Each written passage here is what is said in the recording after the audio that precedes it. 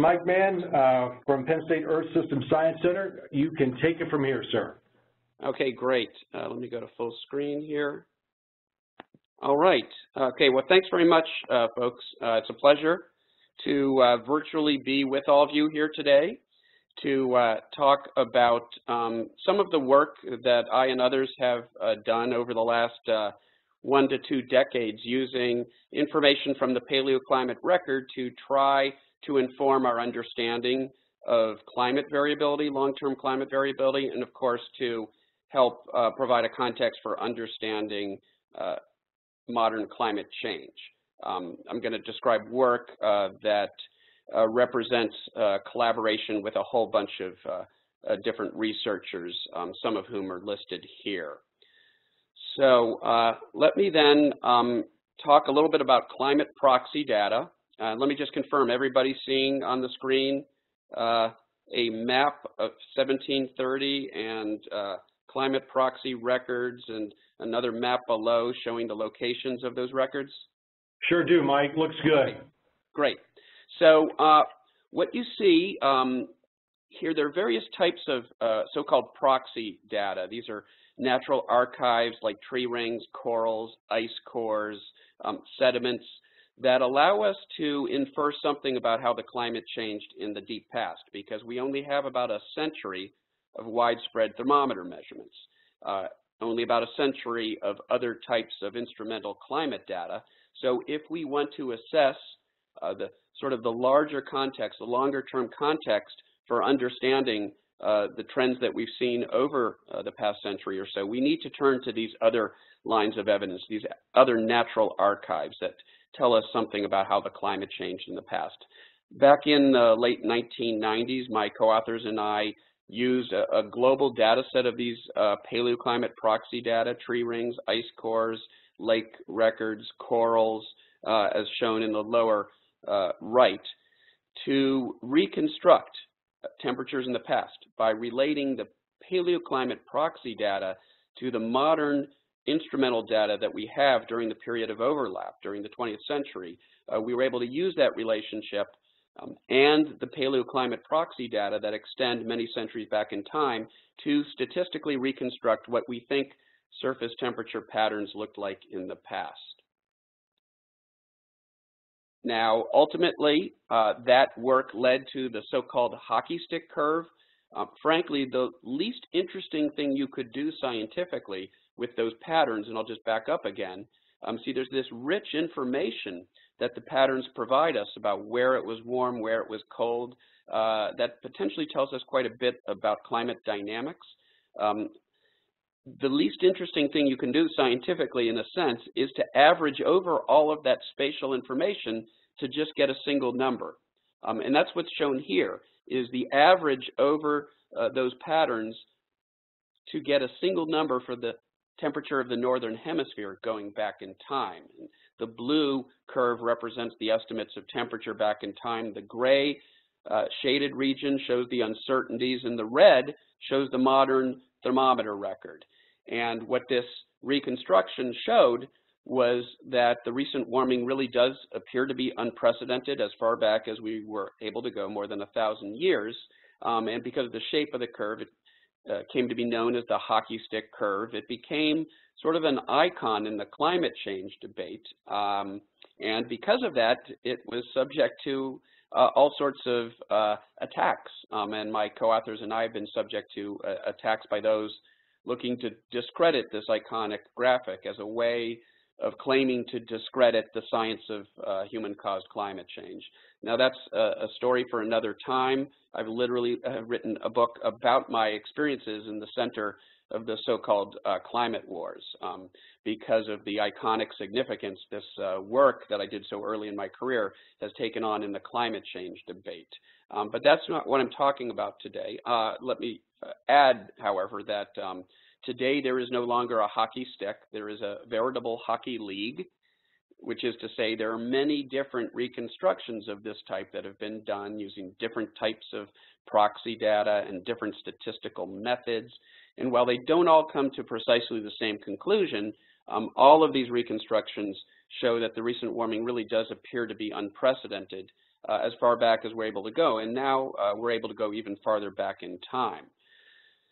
Now, that having been said, there was a study published a few years ago that reassessed the evidence for temperature changes over the globe over the past 1,000 years and beyond, using a far more widespread database of paleoclimate proxy data.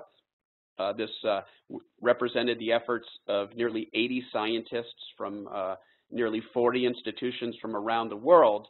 And as you can see, they ended up overturning the, oh, I'm sorry, no, that's right. They more or less got the same answer that we had gotten back in the 1990s. And that underscores a basic point here. It does appear to be the consensus of the world's scientists that this basic finding holds up. The fact that the recent warming is unprecedented in a long-term context, as we're able to deduce from analyzing paleoclimate proxy data, that seems to be a robust conclusion. The IPCC, in their most recent report, stated that it is now likely that the recent warming is unprecedented in at least 1,400 years. There's some tentative evidence that it's unprecedented in a longer time frame. But with all of the attention that the hockey stick, or that these reconstructions of global or northern hemisphere temperature, all of the attention that these reconstructions have gotten has distracted to some extent, in my view, from what are actually some of the more interesting scientific questions we can address with these paleoclimate data. And so I want to talk a little bit about that. Here I'm going to show you now an animation of these spatial patterns from 1730 to the present. You can see El Niños and La Niña events coming and going. You can see a lot of interesting variation, cooling and warming in the North Atlantic and neighboring regions related to the so-called North Atlantic Oscillation or the Arctic Oscillation. There is a lot of rich variability in these patterns, and you can see that in any given year, what's happening in North America or Europe doesn't necessarily tell us what's going on in the rest of the globe, and that has implications for interpreting past climate intervals like the so-called Little Ice Age, which is a term really that was coined based primarily on what was going on in Europe, and now due to the work that's been done in the field over the last decade or two, we have a broader sense of how temperatures around the globe were changing in the past during the Little Ice Age and at other times. So let's use this spatial information, this rich regional detail, to see if we can inform ourselves about some of the interesting questions when it comes to climate dynamics. How does the climate system operate? How can we use information from the more distant past to inform our understanding of how the climate system operates? So one example of the application of using the patterns in the data is shown here, and I won't go through all the details.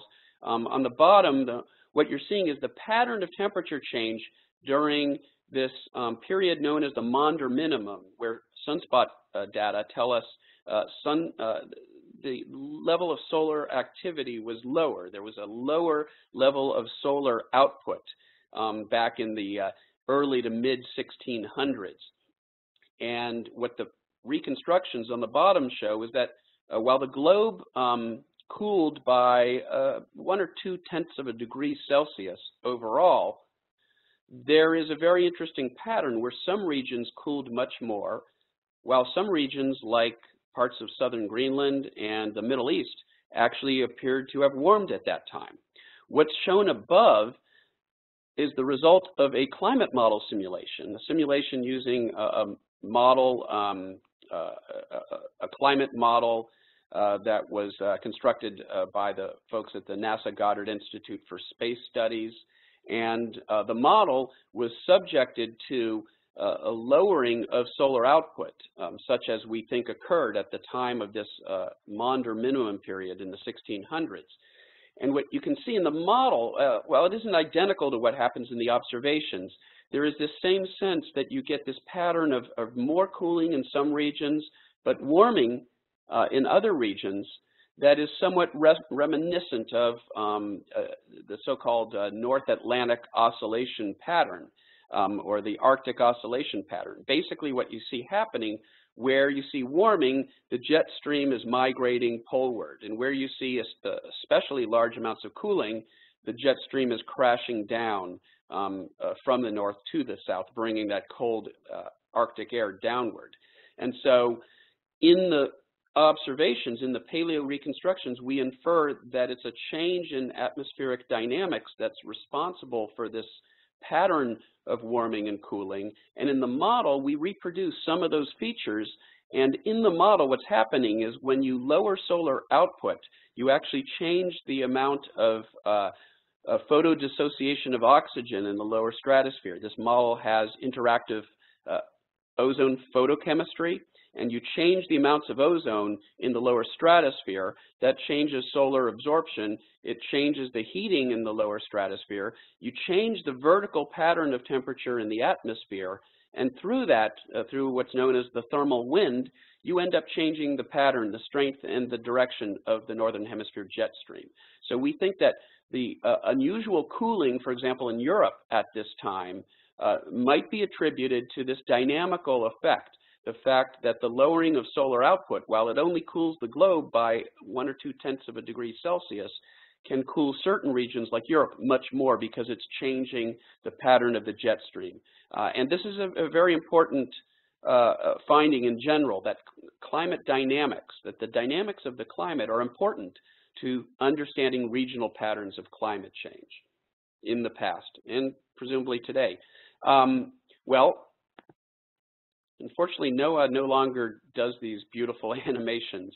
You used to be able to download these as animated GIFs, and you could see what El Nino and La Nina had been doing over the past year or two. So this is a somewhat outdated version, but it's relevant to what's going on today. We've just seen a historic El Nino event by some characterization, by certain metrics, the strongest El Nino on record, contributed to the unusual warmth of the past year, and it's subsiding now.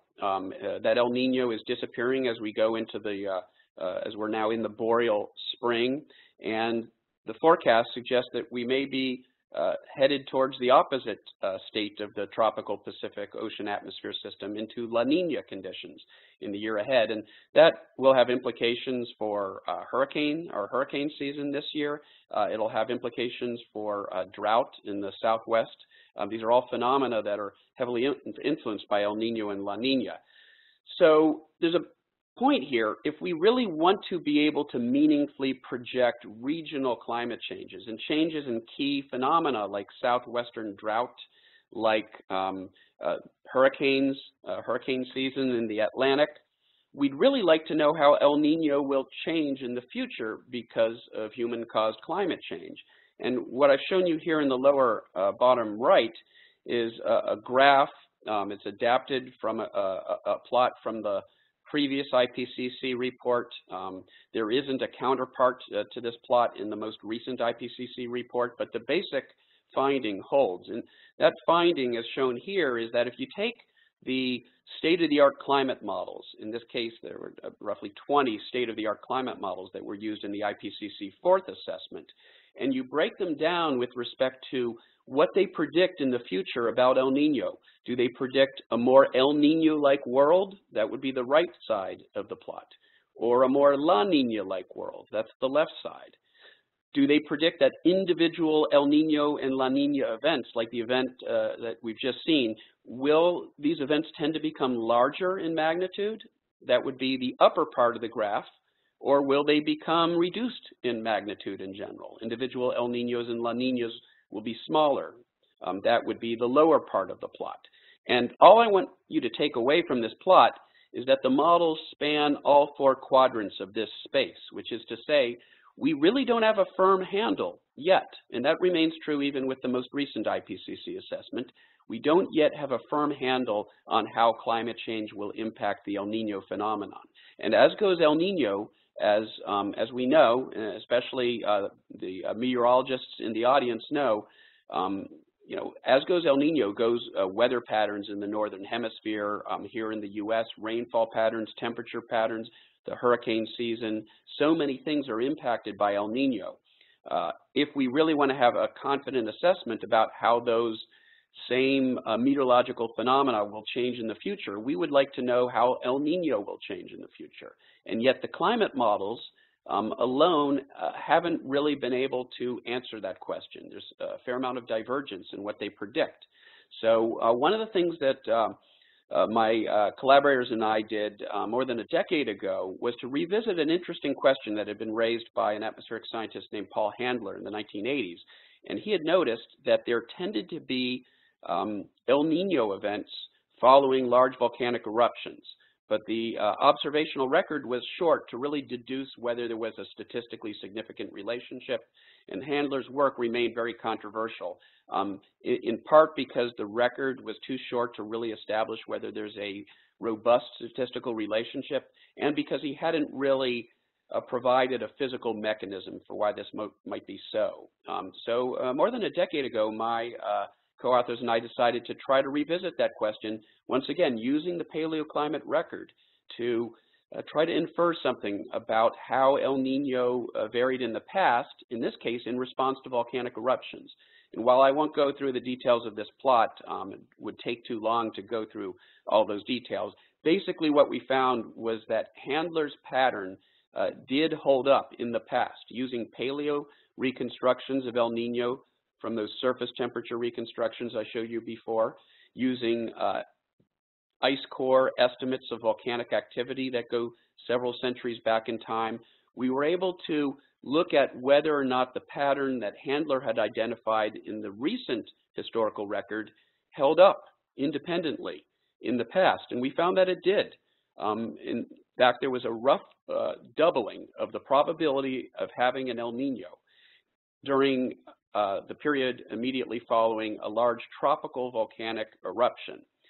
So it doesn't say volcanic eruptions cause El Ninos, but what it does say is in the year of a volcanic eruption, if you've got a large tropical, explosive tropical volcanic eruption, you roughly double the likelihood, the natural likelihood of having an El Nino event. And that really seemed to agree with what Handler had found. And the other critical thing here is that we had a mechanism, and it was based on work that Mark Kane and collaborators, Mark Kane, of course, being the co-author of the Kane-Zibiak model, which was the first model to successfully predict El Nino events back in the 1980s, and he and his collaborators, Amy Clement, who at the time was a student of his, who's now gone on to be a leading researcher at the University of Miami, they had demonstrated a mechanism that they call the Tropical Pacific Ocean Thermostat that's sort of counterintuitive, and we can talk more about this in the question and answer part of the talk. I'm not going to go into the details, but basically it has something to do with a fairly subtle response that you get due to the same feedbacks, the Birkness feedbacks that are responsible for El Nino in the first place. And they showed that those feedbacks can give rise to this counterintuitive response where when you positively force the tropical Pacific with a heating, that could be the heating of greenhouse warming, for example, they argued that the system, at least by this mechanism, appears to respond oppositely with a La Nina-like pattern. You try to warm the tropical Pacific, and instead the eastern and central tropical Pacific want to cool down. And it has to do with some counterintuitive mechanisms tied to the Birkness feedbacks that govern El Nino. Well, we realized that if you flip that on its head, it meant that a strong negative radiative forcing would give you an El Nino-like response. And what better example of a very large impulsive negative radiative forcing than a tropical volcanic eruption? And by the way, this explained why the pattern that Handler found only held up with tropical eruptions. An extratropical eruption, the volcanic dust veil, the aerosols in the stratosphere never make it into the tropics. They get exported towards the pole in the hemisphere where that eruption took place.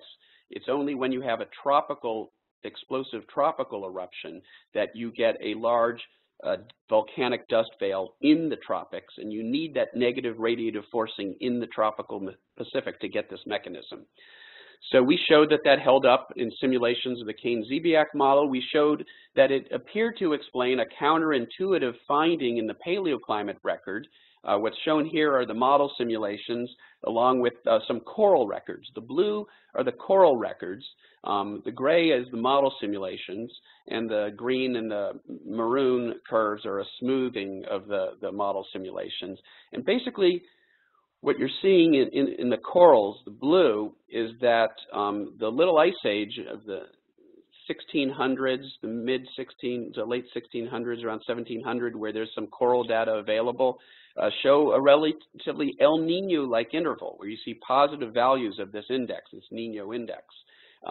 The so-called medieval warm period, if you look at that segment of corals that was available around 1200, relatively cold, La Nina-like conditions. Somewhat counterintuitive. The Little Ice Age was warm in the eastern tropical Pacific. The so-called medieval warm period was cold in the eastern tropical Pacific. Our model simulations reproduce that, as you can see here, and they reproduce that because of these same Birkness mechanisms. When you have a large amount of volcanic activity, explosive volcanic activity, and low levels of solar output during the 1600s, 1700s, that leads to a cold globe overall, a cold northern hemisphere, but through the thermostat mechanism, an El Nino-like climate.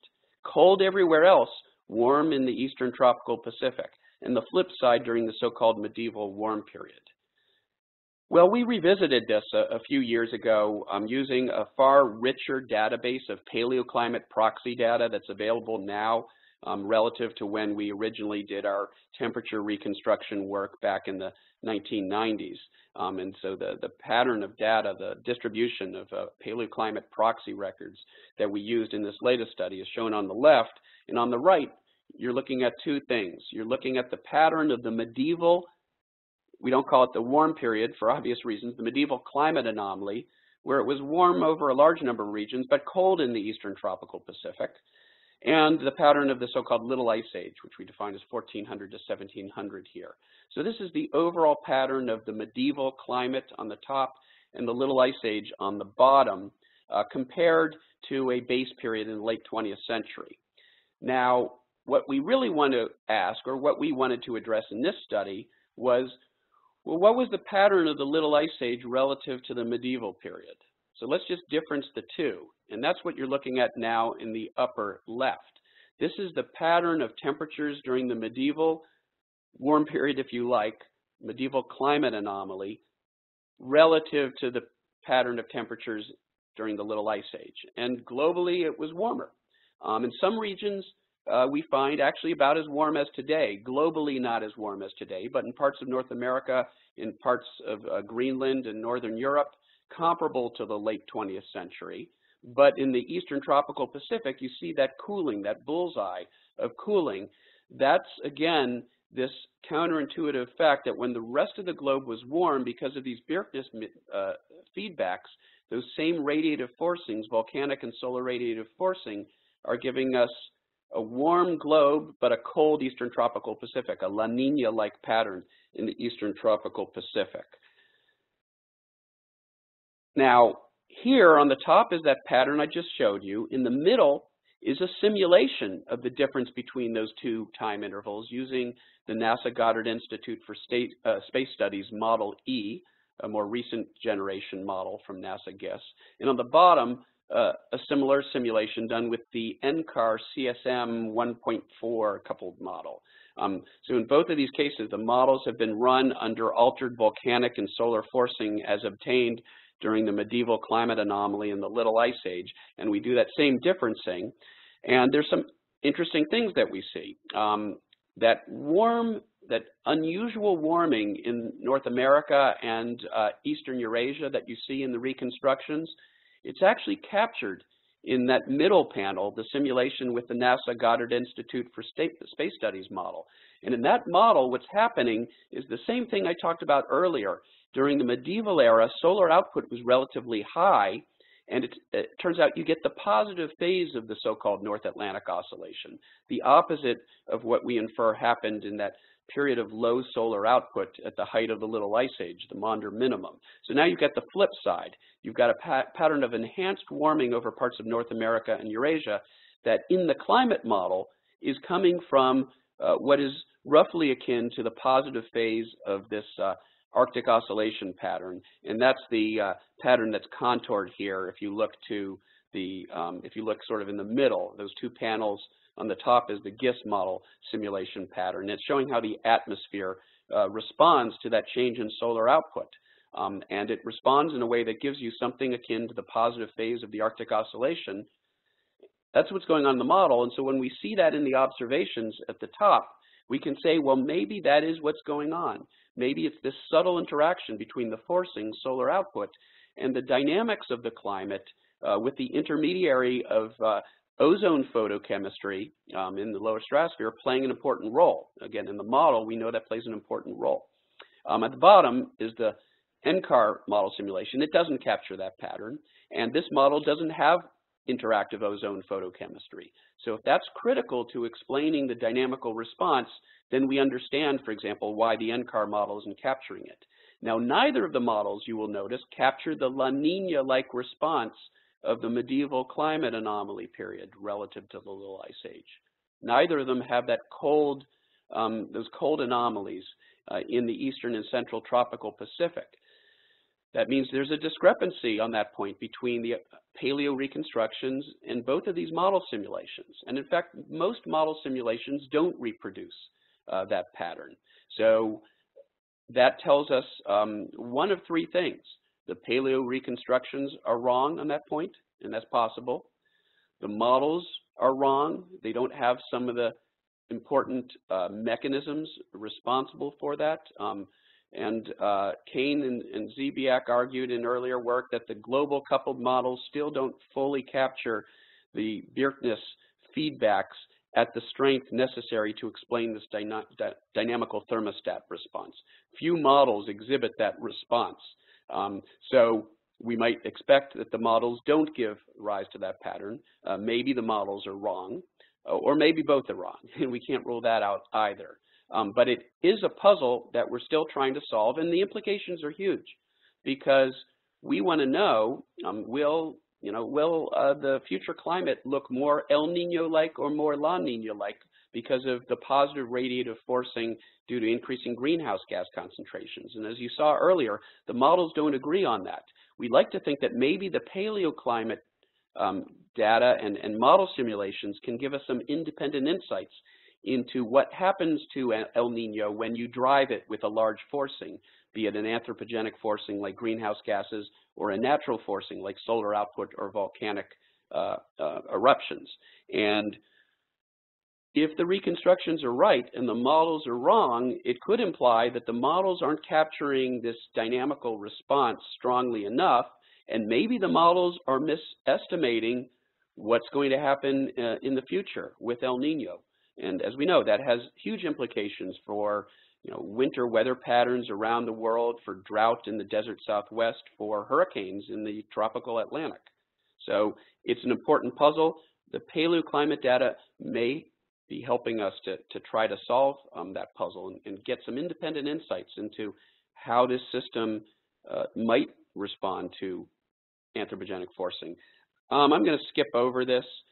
We have a statistical model of tropical storm activity that we use every year to make a forecast, just like Bill Gray used to do, and who's sadly no longer with us. Some of you may have heard that Bill Gray passed away this last week, and he really, it was his, one of his important contributions to the field was recognizing that you could use information about the climate system to make skillful predictions of seasonal behavior in Atlantic storms, and he would make a forecast each year. And we make our own forecast, and it's based on sea surface temperatures in the tropical Atlantic and El Nino and the North Atlantic Oscillation, and as you see, we have reconstructions of those back in time. So we're about to release our own seasonal forecast of what we'll see this season, but we've also used that statistical model driven with paleoclimate reconstructions of these climate indices to try to predict the past. What does our statistical model say should have happened to tropical cyclones in the Atlantic, given the observed or the reconstructed changes in Atlantic sea surface temperatures in the main development region for these storms, El Nino as described by the Nino 3 index, and we have a shorter reconstruction of the NAO. Turns out it plays a minor role. Most of what's going on in the statistical models coming from sea surface temperatures in the tropical Atlantic and El Nino. And we showed that the model, statistical model, agrees well with the historical record of tropical cyclone counts during the recent record. It also agrees reasonably well with sedimentary evidence of landfalling major hurricanes, and that's the green. And we showed that when you reconstruct this, when you take the model and you project it back in time using those climate reconstructions, you get the blue curve. The green curve is the evidence from the sediments. And you see there's this period about 1,000 years ago where both lines of evidence, there's some discrepancies between the two lines of evidence. One is a statistical model based on climate indices, that's blue. Green is an actual estimate of landfalling hurricane behavior along the U.S. East Coast and Gulf Coast and Caribbean based on sediments left behind by those storms. And they disagree in interesting ways, but they do agree there's a period of about 1,000 years ago of high Atlantic tropical cyclone activity. And in that case, we know where it's coming from in the case of the statistical model. Warm sea surface temperatures in the tropical Atlantic and La Nina-like conditions at that time work together to give us high levels of activity. So that's another insight that we can get from the paleoclimate record. We can look at storm surges, and I'm not going to talk at all about that other than my student Andrea Reed, who is just finishing up her PhD, and she will be doing a postdoc in your neck of the woods, folks, near Climate Central at Rutgers, working with Ben Horton on looking at using reconstructions of both reconstructions of sea level rise and simulations of changing hurricane trajectories and strengths to try to assess the impact of climate change on storm surge. And here we used information from the past 1,000 years to place modern changes in a longer-term context. The last thing I want to talk about is equilibrium climate sensitivity. I'm going to wrap it up because I know I only want to go about 35 minutes or so here. This is from an article I published in Scientific American a couple of years ago. And the thing you want to take away from here is that how much warming we get over the next century depends very much on the value of the equilibrium climate sensitivity. And this is still uncertain. It's how much warming do you get for a doubling of CO2 concentrations? It's uncertain because there are uncertainties in some of the critical so-called feedback mechanisms, like cloud feedbacks. What role do clouds play in a warming climate? Do they amplify the warming or do they diminish the warming?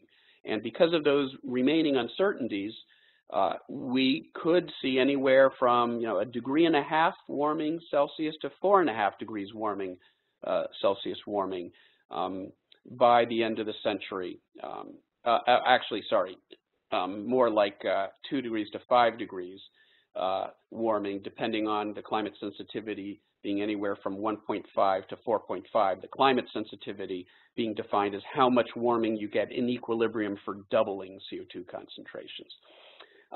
So we would like to try to get a better handle on what the true equilibrium climate sensitivity is. This is a graph from the same article, and it shows different lines of evidence for the equilibrium climate sensitivity. How much warming do you get when you allow the climate to equilibrate to a doubling of CO2 concentrations? It's a fundamental metric of climate change and the potential for climate change from increasing greenhouse gas concentrations. And most of the evidence clusters around a value of about 3 degrees Celsius, and it has for some time. Our best estimate is you probably get about 3 degrees Celsius, 5 degrees Fahrenheit warming of the globe when the climate equilibrates to a doubling of CO2 concentrations, which we will achieve by the middle of this century, given sort of business as usual fossil fuel burning. But one of the things that's interesting here is when you look at the different lines of evidence for the climate sensitivity, and there are many of them, from volcanic eruptions to sediment data from millions of years ago, from the cooling of the last ice age, from just looking at current day climate models and what climate sensitivity emerges from the physics in those models. We're trying to tease it out of the short historical record. That's the red sort of bar at the top. What you see is that while these cluster around 3 degrees, some lines of evidence suggest higher values, some suggest lower values, and the lowest of all comes from, look at this, estimates from the last millennium, the purple one, 4 down. You see that dot off to the left? It's pretty close to 2 degrees Celsius, almost a full degree Celsius lower than the average of the other lines of evidence. So for some reason, when we take model simulations and paleo reconstructions of temperature from the past 1,000 years, studies using those comparisons have predicted a lower value of the equilibrium climate sensitivity.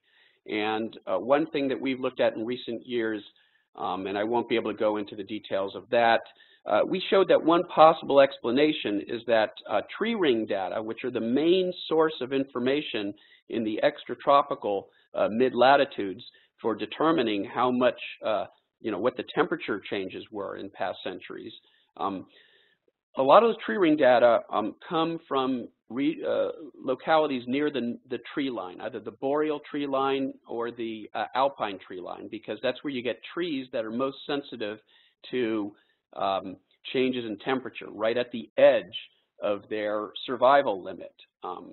And what we showed using a model of tree growth is that because of that, if you get a very large volcanic eruption, it's possible that the tree doesn't respond, that you don't get any tree growth that summer. And if you don't get any tree growth, you're not recording the cooling beyond some threshold, so that you're basically truncating the amount of cooling that can be recorded by the trees. And we argue that that explains why the tree ring reconstructions, the blue, don't predict nearly as much cooling as the models do in response to the big volcanic eruptions like 1816. You see that big negative red spike down at 2 degrees Celsius cooling, or 1258, the largest eruption of the past 1,000 years, where the models say we should have had 2.5 degrees Celsius cooling. The tree rings show basically nothing happening at all that year. And we argue that that may be an artifact of this growth issue. And what we showed was that that is actually biasing those estimates from the past millennium downward, because you're comparing the models to the reconstructions. The reconstructions say there was relatively little cooling during those periods of time when the models want to make produce very large amounts of cooling given the estimates of volcanic activity. And the only way to make the models and the models in the paleo reconstructions be consistent with each other is to make the models have a very low climate sensitivity, so that you basically squash down the amplitude of that cooling. And we think that that, or something like it, something related to it, is why the last millennium comparisons are yielding artificially low estimates of equilibrium climate sensitivity. And we published some follow-up work that shows that it probably, we estimate it would shift the climate sensitivity. If it were truly 3 degrees, the effect that we're talking about would indeed shift it to an equilibrium climate sensitivity that appears to be closer to 2 degrees, the green versus the red, sort of Christmas colors. I'm not sure why we chose those.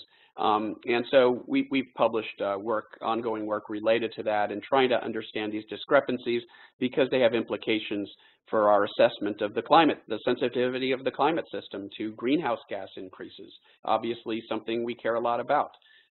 So I'm just going to leave it there. I'm going to put my conclusions up on the screen here, and we can go into a Q&A discussion mode. I'm not going to talk about the day after tomorrow scenario, but if people want to ask me about that, I'd be happy to talk about it.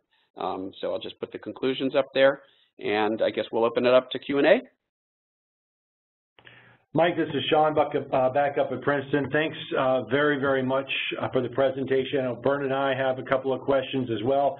I want to invite anybody out on the conference to use the chat function on your WebEx client there. Just type in your question, send it, we'll see it here, and we'll pass it on to Mike. That way we don't have a whole bunch of people chatting at once. So again, use the chat function on your WebEx client, type in your question, send it along, and we'll get it to Mike. My first question... Could you read those to me when you get them? Oh, absolutely. Absolutely. Okay, we'll get them here, and we'll read them to you. Yes, sir. My first one goes back to the tree rings, coral data. The coral data. What is it about what are we looking for in the tree rings specifically to help us diagnose the temperatures? Are we looking at colors? Are we looking at the distance between rings? What are the kinds of things that we're looking for to put these kinds of calculations together?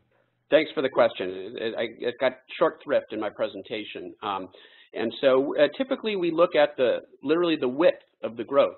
All other things being equal, when growing conditions are more favorable, you get more tree growth during the growing season. That already hints at one of the potential biases or weaknesses, because you're looking at the growing season, which means you're not getting the full year. When you're looking at temperatures in the extratropics, you're probably just getting the summer months. And if there's something going on in the winter, well, the trees aren't necessarily telling you about that. So you're looking at the growth thickness in the trees. And again, you're generally looking at trees that are from stressed environments, that they're near the tree line, because that's where temperature is most likely to be a limiting growth factor. As you get away from that, then you're starting to look at a situation where the tree growth can be influenced by a whole bunch of other things, stand dynamics, pests, you name it. But right along that boundary where temperature is the limiting factor, you're most likely to get tree growth that is really telling you about temperature changes from year to year. But I already mentioned one of the potential weaknesses. If it gets so cold that year that it's literally, a year without a summer, then you might not get any growth at all. So then you're losing the sensitivity of your record. So it becomes obvious pretty quickly that there's a good reason to combine information from lots of different types of paleoclimate proxy data, because any one type of data is going to be limited. It's going to be limited about where it's giving you information. Trees only grow on land, right? So it's not going to tell you about what's going on in the ocean. Tree rings generally are good for reconstructing climate in extratropical regions, but obviously not in the polar regions where you don't have trees, or even in the tropics, where most of the tree species in the tropics don't have annual banding. And so you're unable to infer year-to-year changes in climate conditions in the same way you can in some of these extratropical environments. So that tells you that, okay, well then in the polar regions I'm going to need something else. Well, we've got ice cores. And what ice cores are giving us a record, and if we choose the right locations, we can actually get annual layers of ice. We can see dust layers from the seasonally changing atmospheric circulation that allow us to count individual years back in time. And the ice in those ice cores, well, ice is frozen water, water is H2O, and the oxygen can come in two different flavors, basically. Two stable isotopes of oxygen, oxygen 16 and oxygen 18. And the ratio of those two, it turns out, is determined by meteorological conditions like temperature. And so we can potentially get another paleothermometer, in this case from looking at the relative abundance of the two isotopes of oxygen in the ice laid down in those ice cores. The nice thing about the ice cores is that often you're capturing the deposition of volcanic particulates, so you get a record of volcanic activity.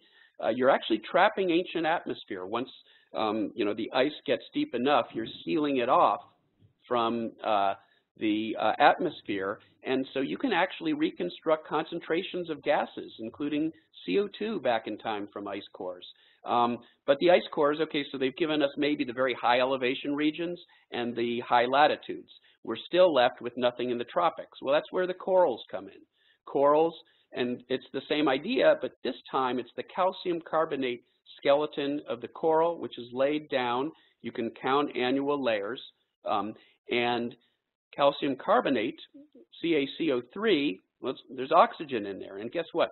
The relative abundance of the two stable isotopes of oxygen, oxygen 16 versus oxygen 18 in the calcium carbonate, are a function of the environmental conditions, the temperature and the salinity of the surrounding water. And I could go on, but you sort of get a sense of why it is that we need to combine the information from these different types of paleoclimate proxy data. Many of them, like corals and tree rings, are biological in nature, so that leads to all sorts of caveats, because living things can do funny things that tend to confound the simple climate signals we're looking for. And so that leads to all sorts of complications. Once again, the bottom line being the more diverse types of information we can bring to bear, potentially the more robust a reconstruction of climate we can achieve. Hey, Mike, a quick follow-up on that. I'd imagine that the ice core data is the strongest data backward in time. How good are we in terms of backward in time with robustness of coral data and tree data? Yeah, so the ice cores often go very far back in time, although some of the longer ice cores are going to come from regions that have low deposition, and where the ice and snow deposition is low, we don't get that annual layering. So then to date these the ice layers, you have to turn to other lines of evidence. You might look for tephra from material that was ejected during a known volcanic eruption, and so you look for certain certain anchors in time where you can see something in the record that tells you, what year that was, or you use an ice flow model. You have to turn to other lines of reasoning to get what we call an age model, a time scale. But the ice cores potentially go very far back in time. Corals, as you allude to, much more difficult to find long continuous corals. And in fact, it's only due to the heroic work of folks like Kim Cobb of Georgia Tech, who has spent most of her career looking for preserved ancient corals to reconstruct what was going on in more distant times. It's really hard to find corals more than 1,000 years that aren't submerged in the ocean, that have been thrust up because of tectonic activity, so that you can find them on land, and they come in pieces, and so you need to use other types of dating, like uranium thorium dating, to try to get an age model, a time scale on these corals. It's difficult enough to find one preserved ancient coral head, so that you don't have the luxury you have with tree rings, where you could get 1,000 replicates. You could core 1,000 trees in a given region and get a very robust chronology, because you can line up all of those different records. Much more difficult to do those with corals. Once in a while, you do find ancient corals that were preserved from the last ice age or even further back in time, and they give you a window. They don't give you a continuous record back in time, but if you can get an approximate date, you've got some window into the past, and you can look at the coral records to gain some idea of what the nature of climate variability was at that time. So yeah, corals are, and then you've got other speleothems, basically cave deposits, which are also calcium carbonate, something that has been developed over the last decade or two. There are other types of paleoclimate proxy data that you can sort of bring into the fold to try to complement each other, because each one has its own limitations. And as you allude to, with corals, limitations are it's difficult to replicate a chronology to get lots of independent coral heads from the same time period. It's hard to find continuous, long, overlapping coral segments that go back 1,000 years or longer. But it's giving you information in some of the key regions, especially when it comes to El Nino. You couldn't ask for better information than information directly from the eastern and central tropical Pacific, the center of action, which is what corals can give you. Great. I do have one question from the audience. This goes back to the volcanoes and ENSO. Does data suggest large explosive tropical volcanic eruptions double the chance of El Nino? Did I hear that correctly? And if so, why only explosive? And is there a definition of explosive versus normal? Yeah, and again, I think I was overly terse. I should have explained what I meant. What we mean by an explosive eruption is really it's got enough thrust behind it that the particulates, the ejecta, make it into the stratosphere.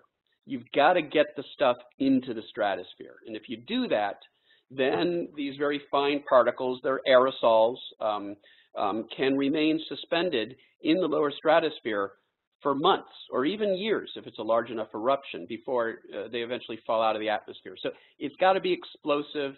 because you've got to get the stuff into the stratosphere. There have been some big eruptions that were actually explosive, but they were largely sideways. And that also won't work. It can't be a sideways eruption. It's got to, the stuff's got to go directly up into the atmosphere, like we see. And fortunately, you know, we've had several such eruptions during the modern satellite era. So we really have a much more firm understanding of the processes that distribute these aerosols, because we have, you know, satellite data. We can see exactly what happened with Pinatubo.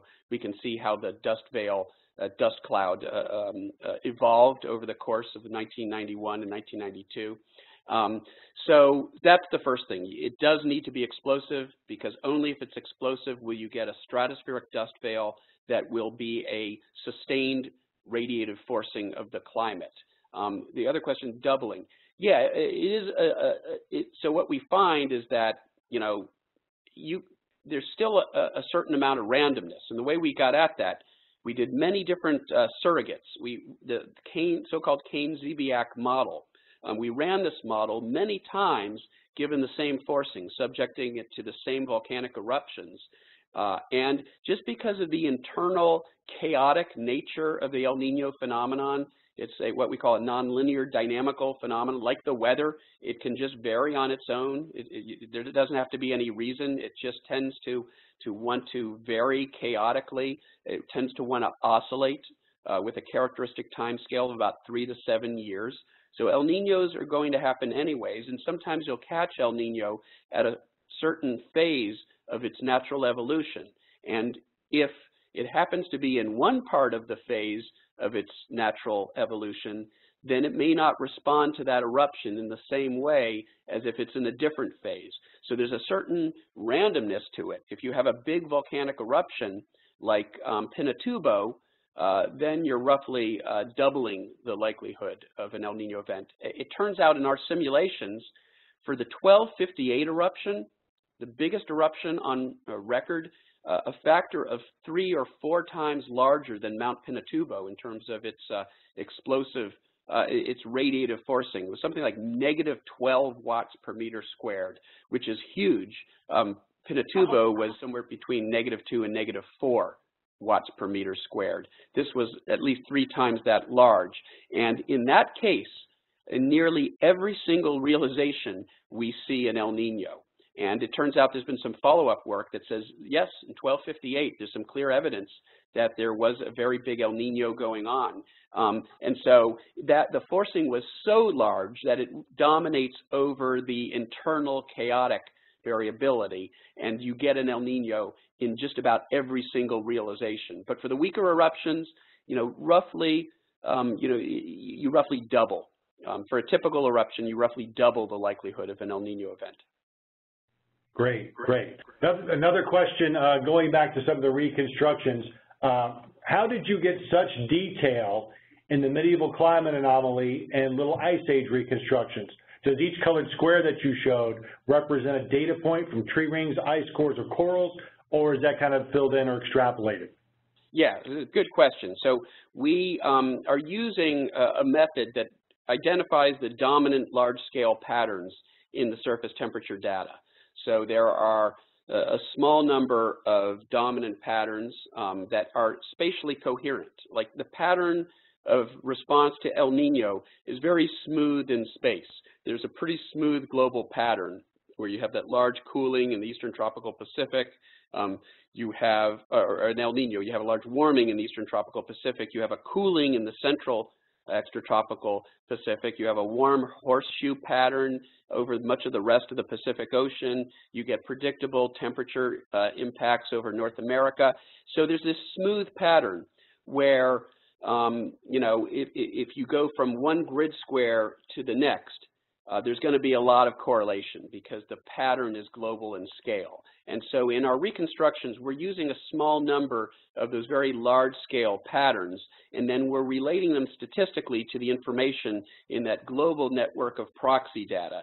So there isn't a one-to-one relationship. This is both a strength and a weakness of the particular method that we use. The strength is that if you have, say, a paleoclimate proxy record somewhere in Africa that we know is recording rainfall variations from year to year that are very tightly connected to El Nino, then we're able to use that record to calibrate the large-scale temperature pattern associated with El Nino. We don't need to have a local temperature record in the Pacific. We just need to have a paleoclimate record that is closely tied to the large-scale El Nino pattern in the global temperature data. So that's the plus side of it, is that you can potentially squeeze more information out of the paleoclimate proxy data by using those so-called non-local relationships. The downside is that you are relying on so-called teleconnections. You're relying on the interconnectedness of the climate system to have been similar in the past to how it is today. And one of the ways we can test those, whether or not those assumptions are, hold up or not, is through experiments with climate model simulations. And we and others have been doing those sorts of simulations for more than a decade now, using so-called pseudo-proxy data to sort of test these different methods of reconstructing climate. The bottom line, though, is that there are strengths and weaknesses to different ways of doing it. We use a particular approach, this non-local approach. There are other groups that use different approaches, and once again, it's those findings that appear to be robust, that are found using many different approaches, different methods, different data. Those are the findings that we're obviously going to consider to be most robust. Mike, thank you very much. And I did have one more question before we wrap this up, not to hold everyone too long here. You are always publishing so much interesting stuff, and I was just curious, what is your current research that you're focusing most on right now, or that you're most excited about, or that you'd like to share with us? Thanks. Great question. Like all of us, my interests are diverse, and I work on different types of problems. To some extent, that's sort of what keeps it interesting. And frankly, I don't do a whole lot of paleoclimate work anymore. Sort of, been there, done that in a sense. Sometimes you like to get onto fertile pastures, break new ground, try something different. And so in more recent years, I've been doing a fair amount of work looking at tropical cyclones and hurricanes and the impact of climate variability and climate change on hurricanes and tropical cyclones, working with folks like Kerry Emanuel, using so-called downscaling methods to produce synthetic hurricanes and tropical storms that we can use to test various hypotheses about climate and hurricanes, with a focus on the North Atlantic in particular. I'm very interested in internal variability. In fact, my PhD research was really focused on internal oscillations in the climate system. And it's sort of ironic that the work of mine that became most well known was the climate change related stuff, the so-called hockey stick curve. But what motivated that work was actually not climate change. It was an interest in internal climate variability, low frequency climate oscillations, and using the paleoclimate record to get a longer record where we could look for these long-term oscillations, natural oscillations in the climate system. More recently, I've been returning to that work, sort of my earlier work from the 1990s, because we have this amazing wealth of climate model simulation data, if you will, now, because of these various intercomparison projects, where the IPCC reports and the coupled model intercomparison projects, where dozens and dozens of groups will do the same simulation, and you have these databases where you can literally analyze, you can mine this immense database of climate model simulations that have been done, including control simulations where you just let the model go and vary on its own, to forced simulations where you drive it with solar output and volcanoes and increasing greenhouse gas concentrations. Much of my work today involves mining, not actually running the climate models, because other great folks are doing that hard work, but using that amazing database of climate model simulations like the CMIP5, the most recent IPCC simulations, to look at questions involving the natural climate variability, looking for whether there's evidence of robust decadal and interdecadal oscillations in the climate system, like the so-called Pacific Decadal Oscillation, or something I actually coined back in 2000, the Atlantic Multidecadal Oscillation. So I continue to be interested in natural climate variability, despite the fact that most people probably think of climate change when they think of my work. You know, this community is particularly interested in that research because, at least in my sort of anecdotal experience, a lot of that interannual and internal variability can sometimes be the gap in forecasting Absolutely. the event of what's going to happen instead, in taking down that time scale. Oh yeah, I mean that's the holy grail, isn't it? If we could do decadal, if we could do with what we do with El Nino right now to do seasonal forecasting, if we could extend that to decadal, it would be obviously it would be great. I think it's more when we do it. Yeah, I hope so. Yeah, I hope so. Well, Mike, thank you so much. We really appreciate this. Yes, Mike, appreciate you joining us this afternoon. We're just past the bottom of the hour, so we want to let everybody go. And thank you, everyone, for joining us this afternoon or late morning on the West Coast for our continuing webinar series here at Climate Central. As always, you can email me at ssublett@climatecentral.org or bplackey@climatecentral.org. We want to let everybody go. We appreciate your spending time with us. Bernadette, anything else to add? Tomorrow's Climate Matters coming out is sort of a crowd favorite. We're updating carbon dioxide and pollen, since that's all anyone seems to be talking about right now. So look for that tomorrow. So thank you, everybody, for joining us. Thanks. Thank you. Take care. Bye-bye.